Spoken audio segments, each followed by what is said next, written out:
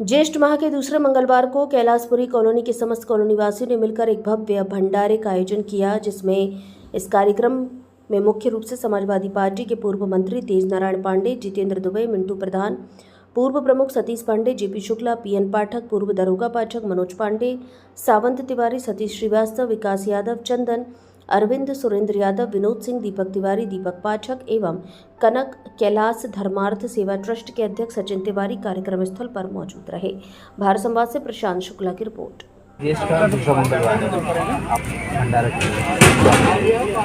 सबसे पहले ज्येष्ठ के द्वितीय मंगलवार के उस पुण्य पावन अवसर पे सभी हनुमान भक्तों को शुभकामनाएं देता हूं और आपके चैनल के माध्यम से जुड़े हुए सभी लोगों को बड़े मंगलवार की ढेर सारी शुभकामनाएं। महाबली अपनी कृपा सबके ऊपर बनाए रखें। और यह आयोजन कनक कैलाश धर्मार्थ सेवा ट्रस्ट के तत्वावधान में प्रतिवर्ष की भांति इस वर्ष भी आयोजित हुआ है, जिसमें पूरे दोनों कॉलोनियों के सभी संभ्रांत लोगों का सहयोग है।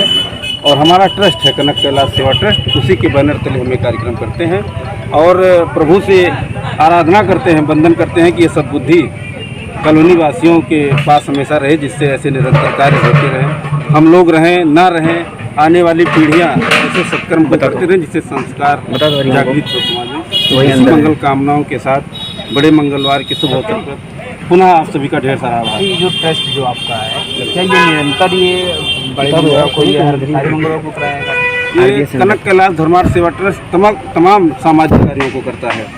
हम 14 कोसी परिक्रमा जब होता है उसमें भी विविध केंद्र लगाते हैं, मेडिकल कैंप लगाते हैं, जलपान का केंद्र लगाते हैं, आराम के लिए कैंप लगाते हैं। जो ईश्वर और अपने ट्रस्ट के जो लोग जुड़े हुए हैं ट्रस्टी, उनके द्वारा जो धन एकत्रित होता है उसी के माध्यम से उसी में व्यवस्था बना लिया जाता है क्या करना है। फिलहाल आज तक कभी कमी नहीं आई। एक बृहद रूप निरंतर कुछ न कुछ प्रगति पे ही रहा है ट्रस्ट। तो ये हमारे लोगों का, ट्रस्ट के ट्रस्टियों का बहुत आभार है इसमें। जैसे अभी देखा जा रहा है कि बिल्कुल कई वर्षों से ये, चूँकि देव वृक्ष तो है ही है पीपल, लेकिन इसके पास एक कूप भी था।